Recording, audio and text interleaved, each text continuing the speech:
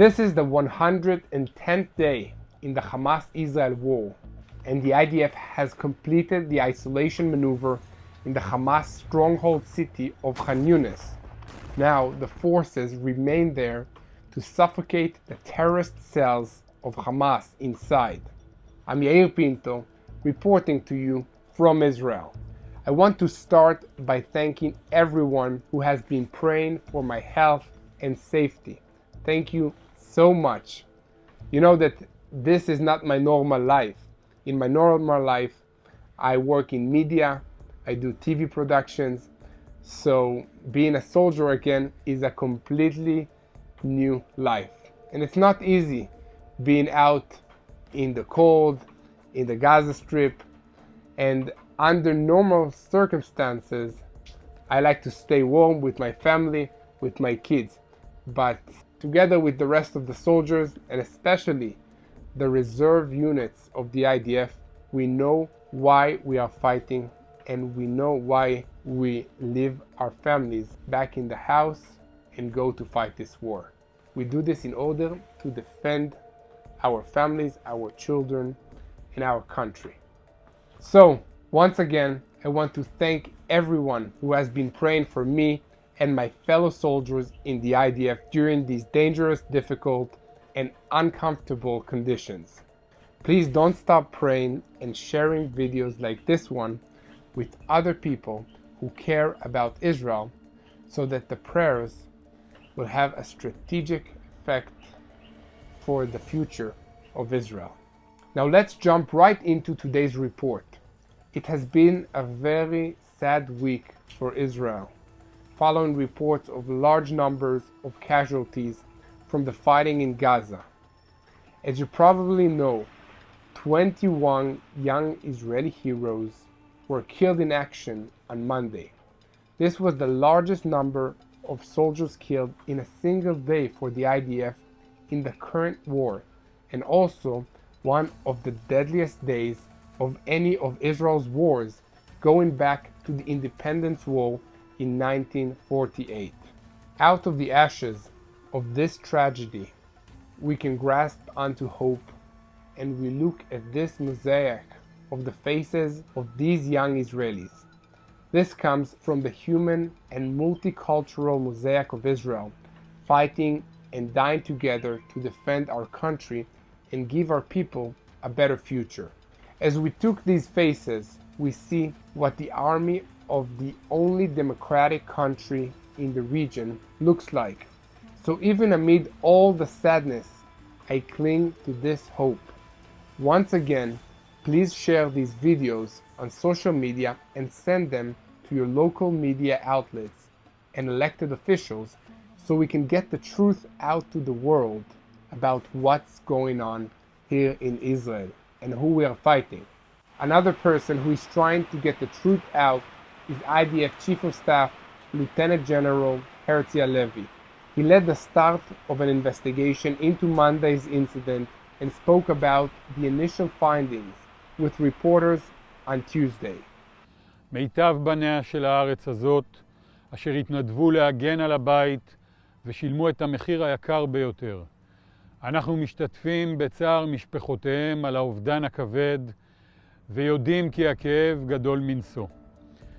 הם מגיעים מכל חלקיה של החברה הישראלית ומרחבי מדינת ישראל. הם קבוצת מופת ודוגמה עבור כולנו. אין לנו יקרים מהם. נרכין ראש, אך נזקוף קומה לקראת המשך הלחימה וההגנה על הבית. אנחנו עדיין נלחמים. אנחנו מחסלים ופוגעים במחבלים רבים, במפקדים רבים. מרצחי חמאס, מולם נמשיך לפעול בנחישות רבה. ביום הזה אנחנו חשים את מחירה הגדול והכואב של מלחמה. אך זו שאנחנו נלחמים כעת היא הכרחית וצודקת מאין כמוה. נמשיך להילחם למען זכותנו הברורה לחיות כאן בביטחון. Well said, Herzi Halevi. I want to add on a personal note that I think you're doing a great job leading the IDF in this war, and I'm honored to serve under your command.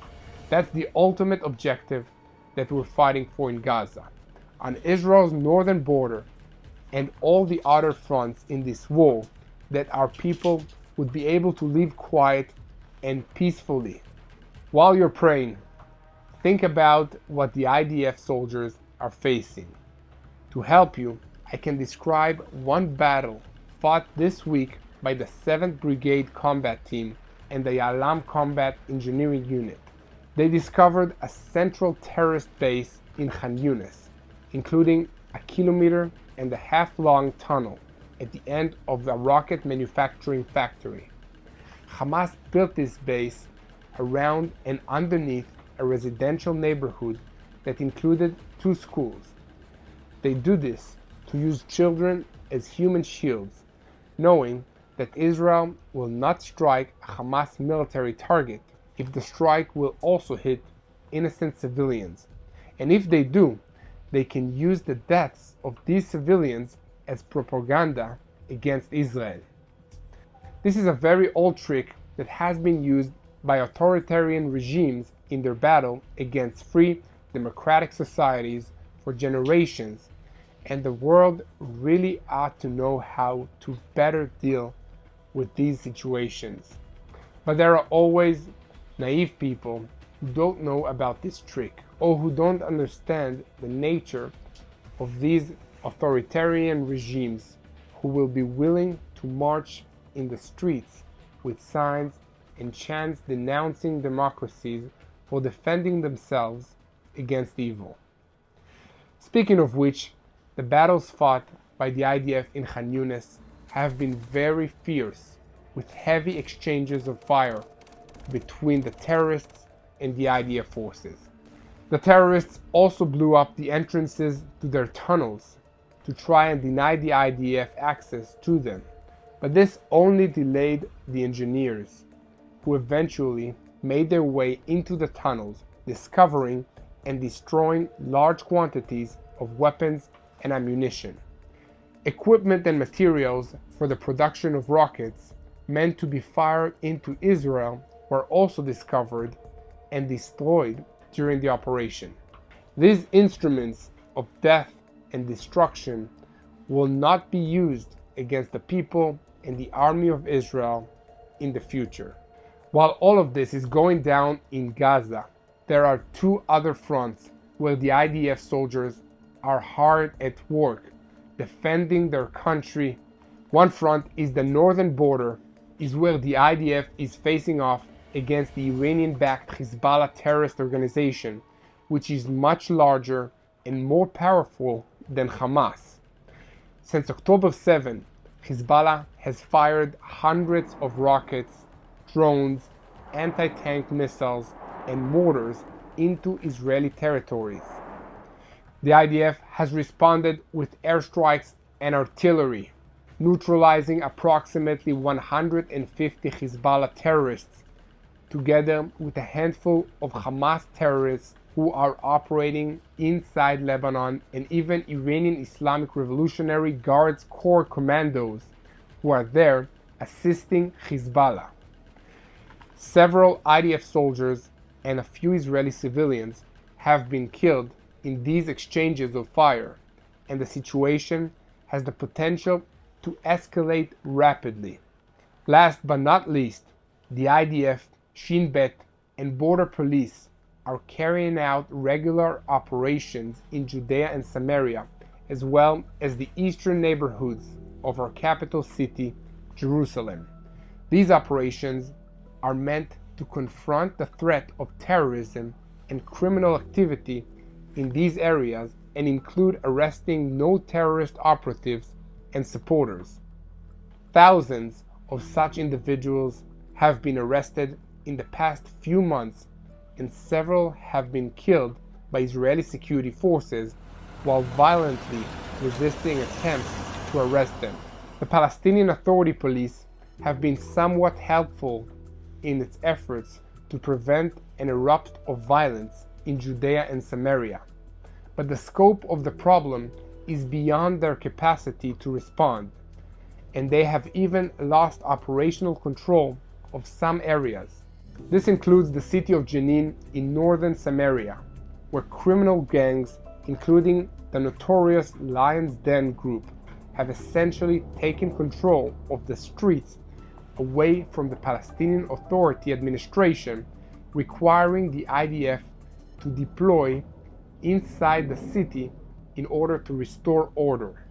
This is a very tough situation, and people, and especially civilians on both sides, are affected and hurt.